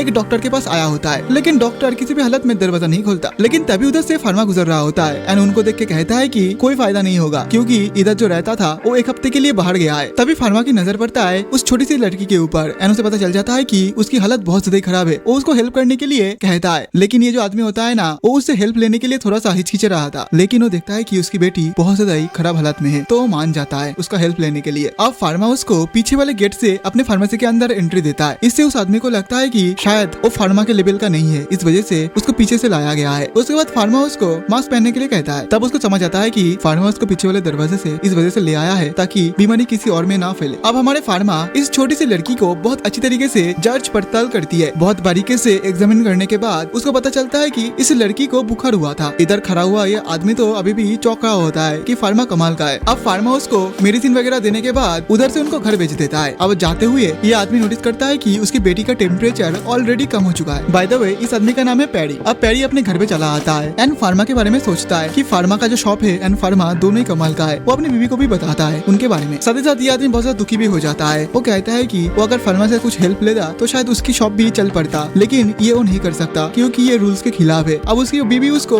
हौसला देती है एंड ये बताती है कि उनके पास कोई ऑप्शन नहीं है क्योंकि उन लोगों के पास उतना पैसा नहीं है। अगर गिल्ड से उनको निकाल दिया जाए तो वो लोग सड़क पे चले आएंगे। साथ ही साथ उनका जो बेटी है उसका भी तो फ्यूचर देखना है ना, इसलिए उसकी बीवी उसको फार्मा से दूर रहने के लिए कहती है। इधर प्यारी रोने लगता है एंड कहता है कि वो लोग इतना ज्यादा असहाय है कि वो अपनी बेटी का भी इलाज नहीं कर पाया। फिर दोनों पति पत्नी बैठ के रोने लगता है। अब सिन दोबारा से उस मेडिकल गिल्ड में जाता है जिधर सभी लोग बैठ के फार्मा के बारे में निंदा कर रहा होता है एंड फार्मा को भर भर के गालियां भी दे रहा होता है क्योंकि फार्मा की वजह से उनका दवाई तो अब उतना भी नहीं बिकता जो जो पहले बिक रहा था। ये मोटा सा चश्मा वाला बंदा ये भी कहता है कि फार्मा की बनाया हुआ कॉस्मेटिक्स उसकी बीबी यूज कर रहा था। एना उसको रंगे हाथों पकड़ लिया। उसके बाद ये मोटा आदमी पैरी से पूछता है कि उसका क्या हाल है, क्योंकि पैरी का शॉप बहुत ज्यादा क्लोज है फार्मा के, तो उसका हालत तो और ज्यादा खराब होना ही चाहिए। वेल हम देखते हैं कि पैरी एकदम जोश में आ जाता है। एना सब कुछ सच सच बता देता है। वो कहता है कि फार्मा कमाल का है, उसका शॉप कमाल का है, उसका दवाई कमाल का है, फार्मा सबको अच्छी तरीके से ट्रीट करता है, वो किसी में भी भेदभाव नहीं करता। इवन उसने खुद अपनी बेटी को ले गया था इलाज के लिए। अब इतना सुनते ये बंदा ट्रिगर्ड हो जाता है एंड कहता है कि नहीं, तुमको फंसाया जा रहा है, तुम्हें पता नहीं है क्या, नोबेल लोग है वो बहुत ज्यादा खराब होते हैं, वो बस कॉमनर लोगों के ऊपर प्रेशर क्रिएट करते हैं एंड उनको दबा के रखने की कोशिश करता है, ये बस सिर्फ दिखावा है और कुछ नहीं। पैरी कहता है कि नहीं, ऐसा कोई बात नहीं, बल्कि हम सबको उसके साथ मिलके काम करना चाहिए। तब ये मोटा सा आदमी मतलब वेरॉन कहता है कि वो अपना बकवास बंद करे एंड तमीज से बात करे। पैरी कहता है कि बहुत हो गया, अब एक हद होता है, क्योंकि उसने देखा है फार्मा की जो मेडिसिन है वो बहुत ज्यादा आधुनिक है, जो कम से कम उनके पूर्वजों से बनाया गया दवाई से 100 गुना ज्यादा अच्छा है, और हम लोगों का जो फार्मेसी है और कुछ नहीं, बस हमारी किस्मत से चल रहा है, नहीं तो कब बंद हो जाता। अब वेरॉन बहुत ज्यादा गुस्से में चला आता है एंड पैरी को कहता है कि वो गिल्ड से बाहर निकल जाए। वेल अब अगली वाला में दिखाया जाता है कि पैरी बाहर बैठ के रो रहा होता है, बिकॉज उसके शॉप को पूरा तोड़ दिया गया है, अब उसके पास और कुछ नहीं है, बेचारा बहुत ज्यादा अकेले हो जाता है। लेकिन तभी उधर फार्मा चला आता है। फार्मा ये देख के बहुत ज्यादा शॉक हो जाता है कि ये सब क्या हो गया।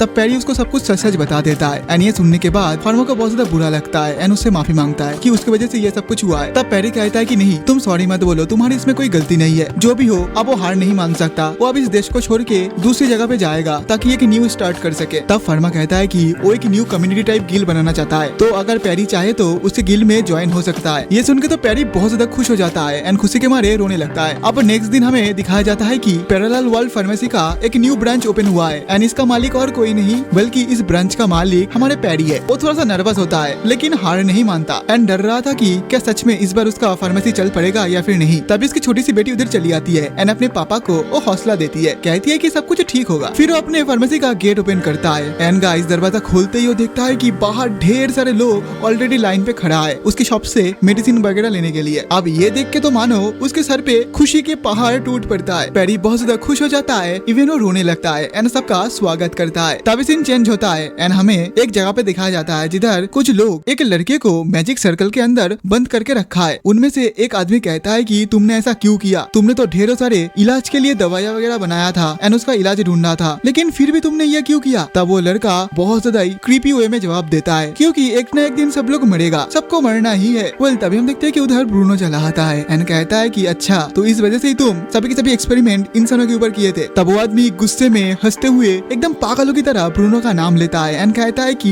ये सब कुछ बकवास है, क्योंकि ये सब कुछ मिथ्या है, इस दुनिया में कुछ भी सत्य नहीं है, तुम सब कुत्तों के मौत मरोगे और कुछ नहीं। वेल तभी अचानक से हम देखते हैं कि ब्रूनो का नींद टूट जाता है एंड वो बहुत ज्यादा डरा हुआ होता है। अब नेक्स्ट डे ब्रूनो अपनी फैमिली के साथ मतलब फार्मा वगैरह के साथ बैठ के ब्रेकफास्ट कर रहा होता है। तभी उसके पास एक लेटर आता है पेल का भेजा हुआ। पेल दरअसल फार्मा की बड़े भाई है, जो कि दुनिया के सबसे ज्यादा ग्रेटेस्ट वाला मेडिकल इंस्टीट्यूट में पढ़ रहा है। वेल जब ब्रूनो मतलब फार्मा के फादर उस चिट्ठी को पढ़ता है, वो अपने बेटे को मतलब फार्मा को अपने ऑफिस में बुलाता है। उसका फादर बताता है कि कुछ दिन बाद इधर एक बहुत बड़ा फेस्टिवल होने वाला है, जिधर अलग अलग देश से बहुत बड़े बड़े लोग आएंगे, लेकिन हाँ एक बात पता चला है कि बाहर बहुत ज्यादा महामारी फैला है, एक खतरनाक वाला महामारी। तुम्हारे बड़े भाई ने हमें ये बताया है कि कम से कम 1000 से ज्यादा लोग मर चुके हैं इस महामारी में, और इस फेस्टिवल में बाहर से भी लोग आएंगे, इसका मतलब वो बीमारी हमारे इधर भी फैल सकता है। तब फार्मा पूछता है कि क्या हम लोगों के पास जो इन्फेक्शन जो महामारी फैला है उसका कोई सैंपल वगैरह है। तब उसका फादर बताता है कि जिन लोगों को ये बीमारी हुआ था उनको तुरंत ही जला दिया गया था ताकि ये महामारी और ज्यादा ना फैले एंड ये डिसीजन बिल्कुल सही था, इससे ज्यादा लोग इन्फेक्ट होने से बचेंगे। साथ ही साथ जो लोग इस बीमारी का पता लगाने की कोशिश कर रहा था, बेचारे उन लोगों को भी इस बीमारी ने इफेक्ट कर लिया, लेकिन हाँ उनके पास एक सैंपल है। फार्मा उस सैंपल को मांगता है। अब दूसरी ओर हमें क्वीन को दिखाई जाती है, जो कि बैठ के फार्मा एंड फार्मा के जो स्टोर है उसके बारे में बात कर रही होती है। क्वीन को पता चलती है कि पैरेलल वर्ल्ड फार्मेसी ओपन होने के बाद इस किंगडम में जो सारे लोग थे उनका हेल्थ पहले से ज्यादा सुधारा है एंड सबको कम पैसों में अच्छे क्वालिटी का दवाई भी मिल रहा है। इवन उसने एक न्यू गिल्ड बनाया था एंड उसका जो कॉस्मेटिक का सामान है दोनों भी बहुत जल्दी ग्रो कर रहा है, मतलब कि उसके वजह से हमारे किंगडम का भी फायदा हो रहा है। अब क्वीन बहुत ज्यादा हैप्पी हो जाता है ये बात सुन के। साथ ही साथ वो डिक्लेयर करती है कि वो फार्मा को नोबेल बैरोन बनाएगी, लेकिन तभी एक लेडी कहती है कि लेकिन क्वीन फार्मा तो अभी बहुत ज्यादा छोटा है। अब दूसरी ओर में एलन को दिखाई जाती है, जो कि फार्मा के पास आई होती है, लेकिन वो देखती है कि फार्मा बहुत ज्यादा परेशान है। तब फार्मा एलन को सब कुछ सच सच बता देता है कि आने वाले टाइम पे बहुत ज्यादा एक गंदा वाला एक बीमारी आने वाला है। ये महामारी इतना ज्यादा खतरनाक है कि इसका दवाई अभी तक नहीं बना एंड किसी भी हालत में उनको इसका इलाज ढूंढना होगा। तभी उधर शार्लेट चली आती है फार्मा के बड़े भाई का एक चिट्ठी को लेके। वो चिट्ठी पढ़ने के बाद फार्मा को बहुत ज्यादा शौक लगता है एंड वो कहता है कि तो इस दुनिया में भी ये वाला बीमारी है। एलेन उसको इस हालत में देख के कहती है कि क्या हुआ, तुम्हें कुछ पता चला क्या? फार्मा बताता है कि इस पिक्चर को देख के मुझे जितना दूर समझ आ रहा है कि ये बीमारी और कुछ नहीं बल्कि ब्लैक डेथ है। अब अगले पल में दिखाया जाता है कि फार्मा सभी का हेल्प मांगने लगता है इधर उधर जाके, क्योंकि वो किसी भी हालत में इस बीमारी को रोकना चाहता है। वो लोग एकदम पूरा तैयार है ताकि इस ब्लैक डेथ को रोक सके। उसके बाद फार्मा चला जाता है अपने पापा के पास इस बीमारी के बारे में बातचीत करने के लिए। फार्मा सब कुछ बताने के बाद उसका फादर कहता है कि हाँ मैं भी समझ गया, लेकिन दिक्कत तो ये है कि अभी तक इसका कोई दवाई नहीं बना। तब फार्मा बताता है कि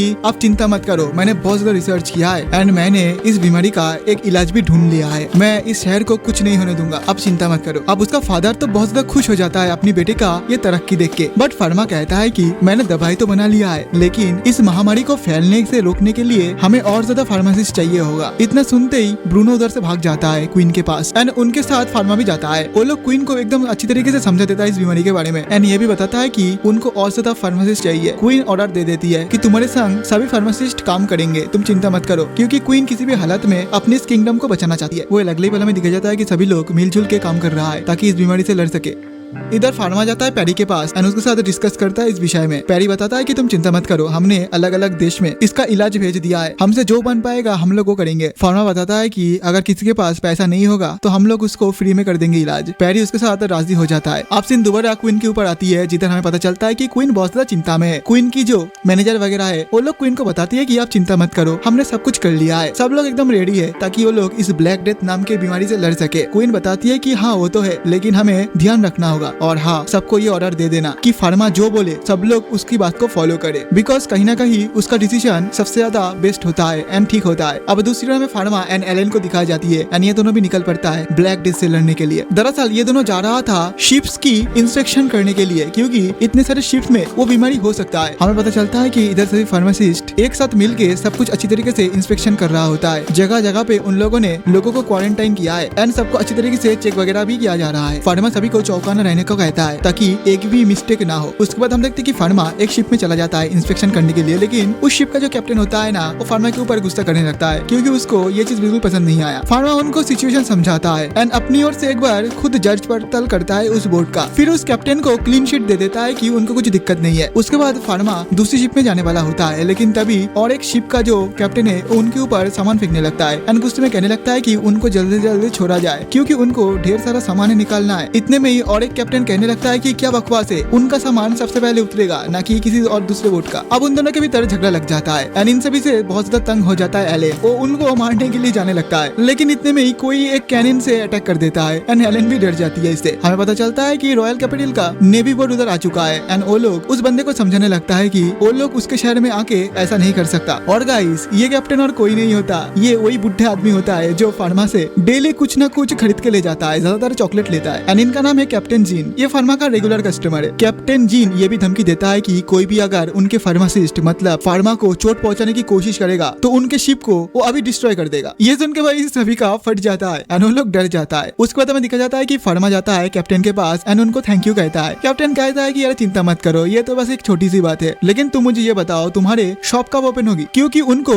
ढेर सारे कैंडी लेना है। और गाइस ये कोई नॉर्मल कैंडी नहीं है, बल्कि ये कैंडी खाने से जो सी वाला सिकनेस होता है ना, मतलब उल्टिया वगैरह नहीं आता इस कैंडी को खाने के बाद। एंड कैप्टन जीन के पूरा का पूरा क्रू मेंबर साथ ही साथ उनको भी ये वाला कैंडी बहुत ज्यादा पसंद है। वो लोग तो ये भी डिसीजन ले लिया होता है कि वो लोग एकदम बल्क में ऑर्डर देगा एंड इन सारी बातों को सुन के फार्मा बहुत ज्यादा खुश होता है। तब फार्मा उनको बताता है कि और कुछ दिन रुक जाओ, जब फेस्टिवल खत्म हो जाएगा तब सब कुछ एकदम नॉर्मल हो जाएगा। वेल कुछ दिन बाद का सीन हमें दिखाया जाता है जिधर सभी लोग कैंप के अंदर बैठ के बातें वगैरह कर रहा होता है इस ब्लैक डेथ को लेके, जिधर एलियन बहुत ज्यादा वरीड होती है क्योंकि उनको तो पता ही नहीं होता अगर फार्मा नहीं होता कि ब्लैक डेथ नाम की भी कोई चीज है, नहीं तो अब तक सब लोग मर चुके होते। फार्मा कहता है कि यार ऐसी कोई बात नहीं है, तुम लोग चिंता मत करो एंड मुझे उतना ज्यादा तारीफ की भी जरूरत नहीं है, मैं इतना भी खास नहीं हूँ। इतने में ही एक अजीब सा आदमी उधर चला आता है एंड उन सभी को वार्निंग देता है कि कुछ लोग इंस्पेक्शन से भाग चुका है एंड एक गाँव में वो लोग छुपा हुआ है। ये सुन के एलियन बहुत ज्यादा घबरा जाती है एंड डरती हुए कहती है कि इसका क्या मतलब है, क्या उन लोगों को ढूंढा नहीं गया क्या? तब वो वाला आदमी कहता है कि उस गांव में एक आदमी के मरने के बाद ब्लैक डेथ बहुत ज्यादा फैल चुका है एंड वो धीरे धीरे सभी को इफेक्ट भी करने लगा है। अब ये सुनकर तो सभी लोग बहुत ज्यादा डर जाता है, हमारे फार्मा भी डर जाता है। ये सुनने के बाद फार्मा सोचता है कि वो अकेले जाके सब कुछ देखेगा, लेकिन एलेन कहती है कि नहीं, वो अकेले नहीं जा सकती, क्योंकि अगर वो इधर से चला जाएगा तो शिप का इंस्पेक्शन कौन करेगा। तब फार्मा कहता है कि नहीं, मुझे तुम्हारे ऊपर पूरा भरोसा है, मुझे पता है कि तुम अकेले ये सब कुछ कर सकती हो, क्योंकि मुझे उस गाँव में जाना है एंड इस बीमारी को भी रोकना है, नहीं तो बहुत ज्यादा बुरा हो जाएगा। फिर हम देखते कि फार्मा उधर से उड़ते हुए उस जगह पे जाने लगता है। अब रास्ते में जाते हुए वो बहुत ज्यादा चिंता में था कि ये सब कुछ क्यों हो रहा है एंड किसके वजह से हो रहा है एंड ये सब कुछ सोचते सोचते वो डिसबैलेंस हो जाता है एंड सीधा जाके एक पेड़ में क्रैश होने वाला था। लेकिन उस छड़ी की वजह से हम देखते हैं कि फार्मा पेड़ के आर पर चला जाता है। अब फार्मा सोचता है कि इस छड़ी के बारे में उसको बहुत कुछ जानकारी लेनी होगी। तब फार्मा उड़ते हुए देखता है कि कुछ लोग उस गाँव से जा रहा होता है एंड इधर हम लोग सुनते हैं वो लोग इस बारे में डिस्कस कर रहे थे कि अगर इस गाँव में रुकेंगे तो वो लोग पक्का मर जाएंगे। तभी फार्मा उधर चला आता है एंड उन लोगों को समझाने की कोशिश करता है कि कोई भी इधर से बाहर मत जाओ, सब वापस गांव में चले जाओ। लेकिन सब लोग फार्मा को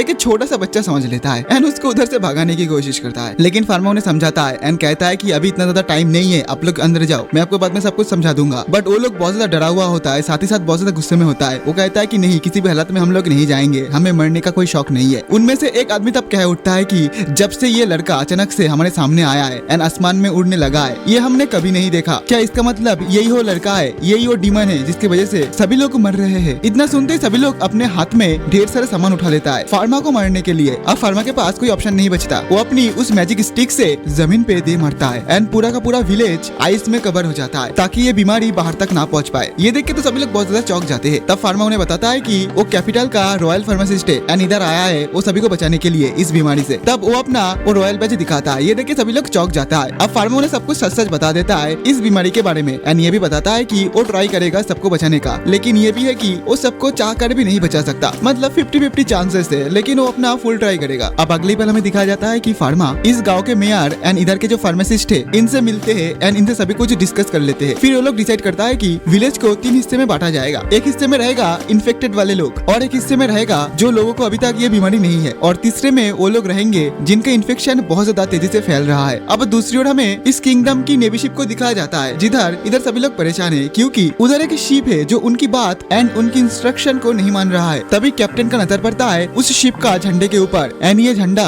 हेल्प के लिए यूज किया जाता है। इसी वजह से वो लोग उस शिप के अंदर जाते हैं एंड उधर जाने के बाद वो लोग देखता है कि शिप का सभी लोग मर चुके हैं। तभी कैप्टन का एक खास लोग कहता है कि अब हमें क्या करना चाहिए। कैप्टन कहता है कि मैं सब कुछ समझ गया, दरअसल ये वो लोग है जो लोग इधर से भागने की कोशिश कर रहे थे बिना इंस्पेक्शन के। अब हमारे पास कोई ऑप्शन नहीं है, हमें इनको डुबाना पड़ेगा इस पूरे के पूरे शिप को। अब तभी सीन चेंज होता है एंड हमें एक लैब का सीन दिखाया जाता है जिधर हमें पता चलता है कि एक प्रोफेसर को इधर से निकाला जा रहा है एंड जिनको निकाला जा रही है और कोई नहीं, ये ओल्ड लेडी है। हमें पता चलता है कि ये ओल्ड लेडी अभी भी अपना काम करना चाहती है, लेकिन सभी को लगता है कि इनका जो रिसर्च है वो लोगों के लिए ज्यादा हेल्पफुल नहीं रही, तो इसी वजह से ये ओल्ड लेडी भी सोचती है कि शायद उनको रिटायरमेंट ले लेना ही चाहिए। बातों ही बातों में हमें यह पता चलती है कि ये ओल्ड लेडी ह्यूमंस के लिए जो माइक्रो ऑर्गेनिज्म होती है उनके विषय में बहुत कुछ रिसर्च की है, लेकिन वो बहुत ज्यादा डरी हुई होती है एंड बहुत ज्यादा चिंता में होती है कि उनके जाने के बाद इन सारे रिसर्च एंड इन सारे माइक्रो ऑर्गेनिज्म का क्या होगा। अब तभी सीन चेंज होता है, हमें फार्मा को दिखाया जाता है। इधर तो बंदा बहुत ज्यादा चिंता में होता है क्योंकि वो जिधर आया है इधर ढेर सारे लोग हैं उस बीमारी से इफेक्टेड एंड सबको उसको ठीक करना होगा। अंदर जाते ही कुछ फार्मासिस्ट बोलने लगता है कि ये बच्चा इधर क्या कर रहा है। तभी हमें पता चलता है कि उन सारे फार्मासिस्ट में एक बंदा होता है सलमान का साथी एंड वो सलमान का साथी उसे कहता है कि तुम लोग चुप करो, तुम्हें पता भी है ये कौन है, ये है गॉड ऑफ मेडिसिन, सब लोग तमीज से बात करो। तभी वो बंदा फार्मा को सब कुछ खुल के बताता है कि इधर वो लोग बहुत देर से ट्राई कर रहा है पता करने के लिए कि कौन कौन लोग इन्फेक्टेड है एंड कौन कौन लोग सही है, लेकिन उनको कुछ पता नहीं चल रहा। तब फार्मा कहता है कि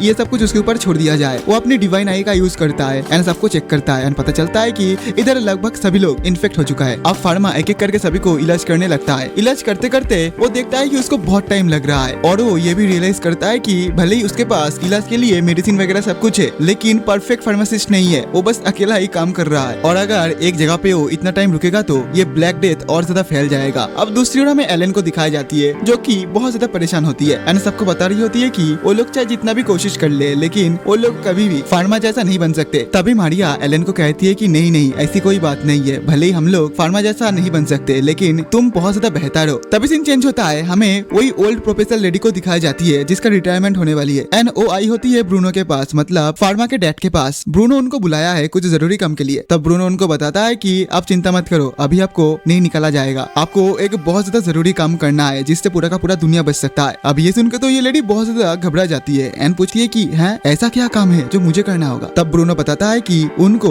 माइक्रो ऑर्गेनिज्म से कुछ मेडिकल सब्सटेंस निकालना होगा। फिर ब्रूनो उनको एक नोट दिखाता है जो कि फार्मा ने उनको भेजा था। इसमें सब कुछ डिटेल में लिखा हुआ होता है कि क्या क्या मेडिकल सब्सटेंस चाहिए। अब इसको अच्छी तरीके से देखने के बाद ये ओल्ड लेडी बहुत ज्यादा इंप्रेस हो जाती है कि इतना ज्यादा डिटेल्ड में कोई कैसे समझा सकती है। और अच्छी तरीके से देखने के बाद उनको पता चलती है कि फार्मा ने जो सारे मेडिकल सब्सटेंस के बारे में बताई है वो ऑलरेडी इनके पास है। ब्रूनो ये सुनकर हैरान हो जाता है। उसके बाद दोनों जाते हैं लैब में एंड उधर जाने के बाद ब्रूनो देखता है कि हाँ सच में ये सारे मेडिकल सब्सटेंस ऑलरेडी उनके पास अवेलेबल है। लेकिन एक दिक्कत था जो कि था मेडिसिन बनाना। तो इसीलिए ब्रूनो उस लेडी को कहती है कि आप अभी रिटायरमेंट नहीं होने वाले क्योंकि आपको एक बहुत ज्यादा महत्वपूर्ण काम करना है। वो लेडी खुश हो जाती है एंड कहती है कि वो होना भी नहीं चाहती। तभी उस ओल्ड लेडी का असिस्टेंट उधर चली आती है एंड सभी को एक खबर सुनाती है जो सुनकर सभी लोग शॉक्ड हो जाती है। अब दूसरी ओर हमें फार्मा को दिखाया जाता है जो कि बहुत ज्यादा थक चुका होता है। हमें पता चलता है कि फार्मा ने इधर जिन सभी को इलाज किया था उनमें से ज्यादातर बच चुका है, मतलब अभी ठीक है, लेकिन कुछ ऐसा भी लोग हैं जो बच नहीं पाया। फार्मा फिर भी सभी को सतर्क करता है एंड ये चेतावनी देता है कि अभी सब कुछ बिल्कुल ठीक नहीं हुआ है। तो फार्मा सभी का हेल्प मांगता है एंड कहता है कि सभी उसका साथ दे, कोई भी इस गाँव से बाहर ना जाए एंड कोई भी एनिमल को टच न करे एंड अगर कोई एनिमल बाहर से इस गाँव के अंदर आने की कोशिश करे तो उस एनिमल को तुरंत मार दिया जाए। फिर फार्मा सबको अलविदा कह के उधर से चला जाता है। अब जाते हुए वो बहुत ज्यादा परेशान होता है क्योंकि इधर उसने बहुत टाइम गवा दिया। तभी उसका नजर काला धुआं के ऊपर पड़ता है। वो तुरंत उड़ के उधर चला जाता है एंड जाने के बाद वो देखता है कि उधर चर्च के कुछ लोग हैं जो कुछ आदमियों को बंद के रखा है क्योंकि ये लोग शहर के अंदर कुछ तो एक्सपोर्ट कर रहा था। उनमें से एक आदमी चिल्लाते हुए कहता है कि उनको कुछ नहीं पता, वो तो वही कर रहा था जो उनको बताया गया था। फार्मा को पता चलता है कि चर्च के लोग ऑलरेडी उन सारे सामान को जला दिया है ताकि कुछ गड़बड़ ना हो। उसके बाद फार्मा उन लोगों को एग्जामिन करता है एंड पता चलता है कि हाँ ये सभी ब्लैक डेथ से ऑलरेडी इन्फेक्टेड है। तब फार्मा उनसे प्रेशर देके निकालने की कोशिश करता है कि तुम सच सच बताओ उन सारे बॉक्सेस में क्या था। तो वो आदमी सब कुछ सच सच बता देता है कि उसके अंदर कुछ लकड़ियों से बना हुआ सामान होता है एंड कुछ व्हाइट गिलहरी थी। अब ये व्हाइट गिलहरी एक आइलैंड पे पाया जाता है एंड ये वही आइलैंड है जिधर से ये ब्लैक डेथ फैला है। अब फार्मा तो बहुत ज्यादा गुस्से में आ जाता है एंड बहुत ज्यादा चिंतित होता है। फार्मा कहता है कि तुम लोग ऐसा क्यों कर रहे हो। तो वो लोग कहता है कि अरे हमें तो कुछ पता नहीं है, हमें तो बस पैसा दिया गया है एंड इसके बदले में हमें जो करने के लिए कहा गया है हम वही कर रहे हैं। और वो लोग ये भी कहता है कि तुम मेरे ऊपर क्यों चिल्लाते हो, हमारे साथ साथ 5 होली नाइट्स भी थे। फार्मा कहता है कि क्या होली नाइट्स भी है तुम लोगों के साथ। अब फार्मा के दिमाग में एक बात अटक जाता है। वो सब कुछ एकदम पजल की तरह जोड़ने लगता है एंड उसको समझ आता है कि दरअसल ये होली नाइट्स ही है जो ये सब कुछ कर रहा है। ये सब होली नाइट्स मिलके पूरे देश भर में ब्लैक डेथ को फैला रहा है ताकि सब कुछ उनके कंट्रोल में आ जाए। और हाँ ये भी हो सकता है कि क्वीन को जो बीमारी हुआ था वो भी ब्लैक डेथ ही था। वो लोग क्वीन को धीरे धीरे मारने की कोशिश कर रहा था ताकि पूरा का पूरा पावर उनके हाथ में आ जाए। लेकिन फार्मा ने उनका प्लान को पूरा चेंज कर दिया, एकदम चौपट कर दिया। तो शायद इसी वजह से वो लोग गुस्सा हो चुका है एंड पूरे देश में ही इस बीमारी को फैलाने की कोशिश कर रहा है। और अगले पल हमें दिखाया जाता है कि क्वीन के पास ये संदेशा ऑलरेडी पहुंच चुका होता है कि रॉयल नाइट्स ये बीमारी जानबूझकर हर देश में फैलाने की कोशिश कर रहा है। ब्रूनो कहता है कि उसको लग रहा है वो सारे नाइट्स उनके कैपिटल में भी आ जाएंगे। अब क्वीन गुस्से में आ जाती है एंड सबको आदेश देती है कि जाओ मेन गेट को बंद कर दो, किसी को भी अंदर मत आने देना। लेकिन गाइस इतने में ही हम देखते हैं कि वो सारे नाइट्स मेन गेट को तोड़ के अंदर चला आता है एंड जिधर ब्लैक डेथ के लिए मेडिसिन को तैयार किया गया था उस जगह पे अटैक कर दिया जाता है ताकि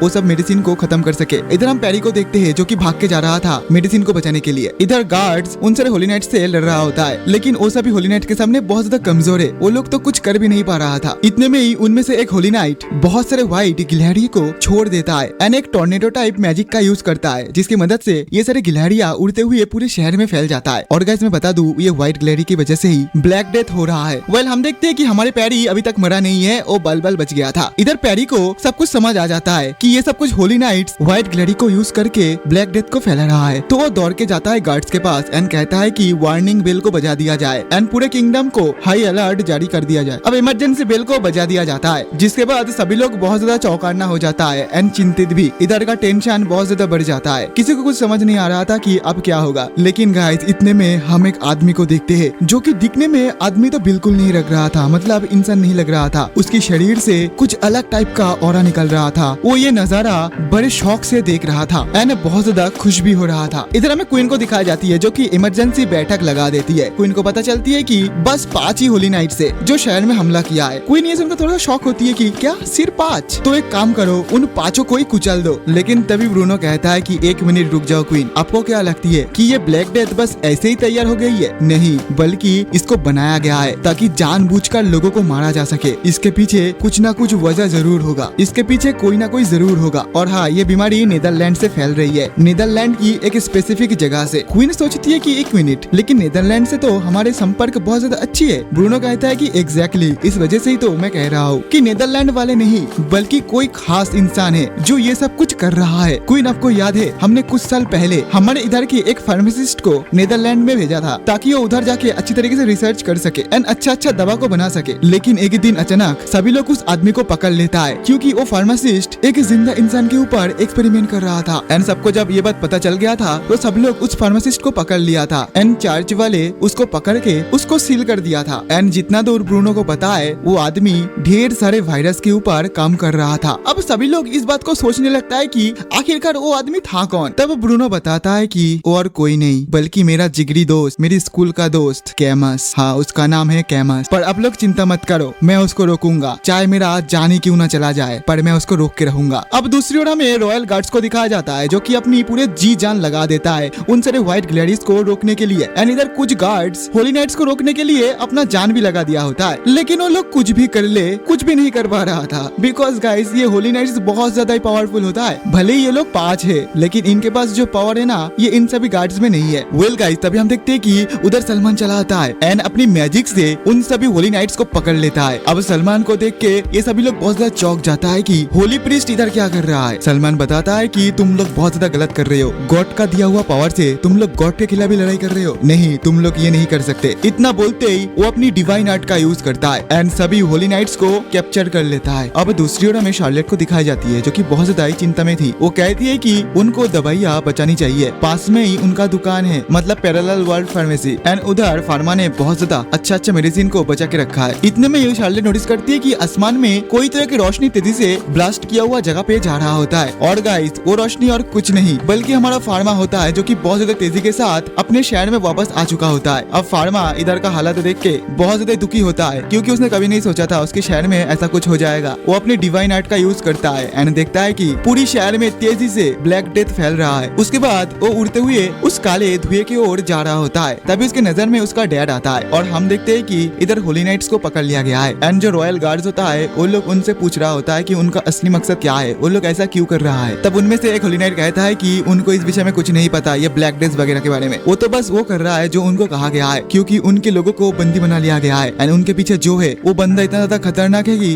वो चाहे तो पलक झपकते ही 1-2 हजार लोगों को मार सकता है। तब ब्रूनो उस होली नाइट से पूछता है, तुम जिस आदमी की बात कर रही हो क्या उसकी हेयर ब्लू कलर का है? क्या उसकी फेस में जलने की कोई निशानी है? अब इतना सुनते ही होली नाइट बहुत ज्यादा डर जाता है क्योंकि ब्रूनो बिल्कुल सही कह रहा था। ब्रूनो का अंदाजा बिल्कुल सही था। उसके बाद ये होली नाइट कहता है कि उनका जो काम करना था वो कर लिया है। वो आशा करता है कि अब उनके लोगों को छोड़ दिया जाएगा। ये बोलते बोलते ये होली नाइट भी मर जाता है। इधर ब्रूनो आदेश देता है कि इन सभी को अच्छी तरीके से अंतिम संस्कार किया जाए। वेल, इतने में उधर फार्मा चला आता है एंड कहता है कि क्या आपको सच में पता है कि वो कौन है? ब्रूनो कहता है कि हाँ। एंड वो अपने बेटे को सब कुछ सच सच बता देता है उस बंदे के बारे में कि वो उसका पुराना दोस्त था एंड वो एक ऐसा फार्मासिस्ट था जो अब एक मॉन्स्टर में तब्दील हो चुका है। अब दूसरी ओर हमें शार्लेट को दिखाई जाती है जो कि फार्मेसी के अंदर जाने के लिए तैयार हो जाती है। अब सिंह दोबारा से उधर आता है जिधर हम देखते हैं कि उन सारे होली नाइट्स का अंतिम संस्कार हो चुका होता है। इधर फार्मा एंड ब्रूनो दोनों खड़े होकर बातें कर रहा होता है। इतने में फार्मा को कुछ अलग सा फीलिंग होता है। वो अपनी डिवाइन आई का यूज करता है एंड एक डार्क शेडो को देखता है। फार्मा ये बात अपने फादर को बताता है। अब ब्रूनो ये बात सुन के बहुत ज्यादा चौंक जाता है एंड सभी गार्ड्स को बताता है कि इमरजेंसी बेल को दोबारा बजाओ क्योंकि खतरा अभी तक टला नहीं है, क्योंकि कैमस हमारे शहर में ही है। वो इधर आया है ये देखने के लिए कि उसका एक्सपेरिमेंट का फल क्या है। वो अपना एक्सपेरिमेंट का रिजल्ट देखने इधर आया है। वेल, तभी हम देखते हैं कि शार्लेट फार्मेसी के उधर चली आती है। उसे लगती है कि इधर फार्मा ऑलरेडी आ चुका है तो एकदम निश्चिंत होके वो ऊपर चला जाता है। लेकिन सेंट्रिक को कुछ अलग लगता है, उसे कुछ अलग सा महसूस होता है। वो शार्लेट को रोकने की कोशिश करता है लेकिन बहुत ज्यादा देर हो चुका होता है क्योंकि सेंट्रिक के पीछे से कोई उसको चाकू मार देता है। और गाइस, वो बंदा और कोई नहीं बल्कि कैमस होता है। अब ये सीन देख के तो वो बहुत ज्यादा घबरा जाती है एंड शॉक होके खड़े रह जाती है। इतने में उधर ब्रूनो एंड फार्मा चला आता है एंड आके देखता है कि शार्लेट एंड सेंट्रिक दोनों जमीन पे गिरा हुआ है। ब्रूनो कहता है कि तुम उन दोनों को हिल करो, मैं उसको देखता हूँ। इतना बोलते ब्रूनो कैमस के ऊपर अपनी आइस से अटैक कर देता है। लेकिन गाइस, हम देखते हैं कि कैमस को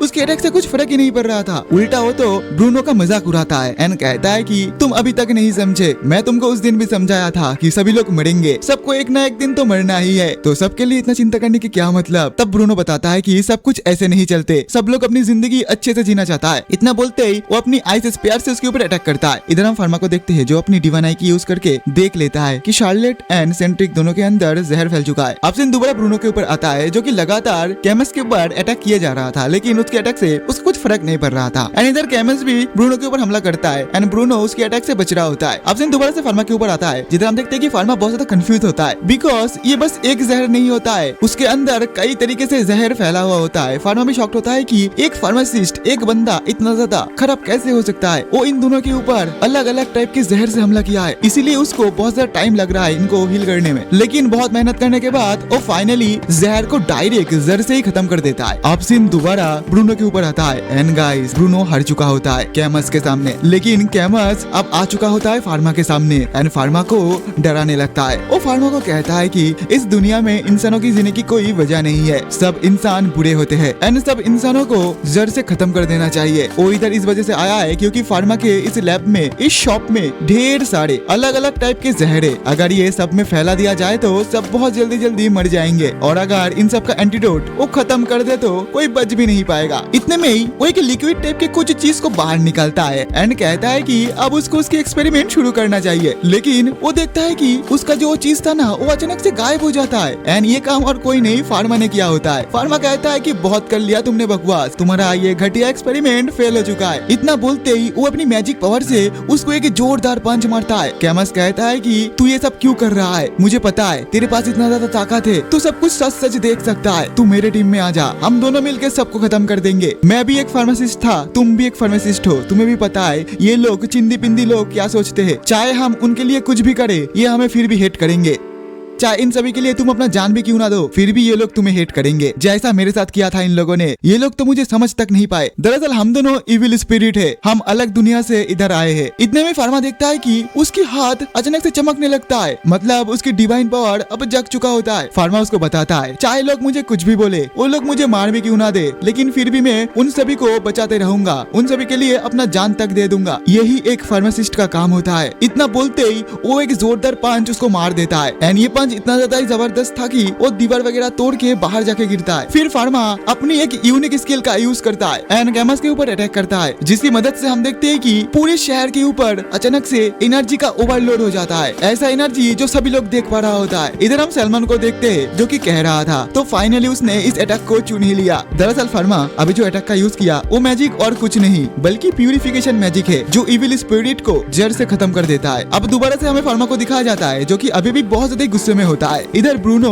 किसी भी तरीके से बाहर आ जाता है एंड आकर देखता है कि कैमस की जो इविल स्पिरिट है ना वो गायब हो चुका होता है एंड ये देख के ब्रूनो बहुत ज्यादा खुश होता है क्योंकि उनके पुराने दोस्त को अब फाइनली मुक्ति मिल चुका है। इधर शार्लेट एंड सेंड्रिक भी अब ठीक हो चुका होता है एंड वो दोनों भी बाहर आती है। हम देखते हैं कि शार्लेट पीछे जाके फार्मा को हक कर लेती है। अब ऐसे करके कुछ दिन बीत जाता है एंड हमें पता चलता है कि जो सारे बाकी लोग थे इन्फेक्टेड इस बीमारी से उन सबको फार्मा ने इलाज कर दिया है। दूसरी ओर एलेन पोर्ट के पास में जो सारी बीमारी थी उन सबको खत्म कर देती है एकदम जड़ से। एंड इधर हमें पता चलता है कि फार्मा और भी तरह तरह की मेडिसिन वगैरह बना लिया है इस बीमारी से लड़ने के लिए। वेल अब ऐसे करते करते 2 महीना बीत जाता है एंड क्वीन अनाउंसमेंट करती है कि हमारे पूरे का पूरा किंगडम साथ ही साथ पूरा का पूरा देश ब्लैक डेथ से पूरी तरीके से रिकवर हो चुका है, जो सुन के सभी लोग बहुत ज्यादा खुश हो जाते हैं एंड पूरे शहर भर मौज मस्ती शुरू हो जाता है। अब दूसरी ओर में फार्मा के पूरे पलटन को दिखाया जाता है जिधर शार्लेट तो बहुत ज्यादा खुश थी क्योंकि आज बहुत टाइम बाद उनका फार्मेसी दोबारा से ओपन हुआ है एंड वो फिर से काम करने के लिए बहुत ज्यादा एक्साइटेड है। इधर एलेन भी बहुत ज्यादा एक्साइटेड है क्योंकि वो भी बहुत दिनों से इंतजार कर रहा था कि सब लोग फिर से मिलजुल के काम करे। एंड इतने में ही उधर वो जहाज वाला कमांडर मतलब वो ओल्ड आदमी चला आता है, उनको देख के सभी लोग बहुत ज्यादा खुश होता है। फार्मा उनको थैंक यू कहता है लेकिन वो ओल्ड कमांडर कहता है कि मुझे थैंक यू बोलने की कोई जरूरत नहीं है क्योंकि सभी लोग मिलजुल के काम किया है। इधर एलेन फार्मा को कहती है कि सब कुछ तुम्हारी वजह से हुआ है, तुम अगर आज ना होते तो हमारा पता नहीं क्या होता। फार्मा कहता है कि ऐसी कोई बात नहीं है, वो भी बहुत ज्यादा खुश है कि अब सब कुछ सही है। फिर शार्लेट पैरेलल वर्ल्ड फार्मेसी का मतलब उनके शॉप का गेट को ओपन करता है एंड ओपन करते हुए सबको दोबारा से वेलकम करता है उनकी शॉप पे। एंड इसी तरीके से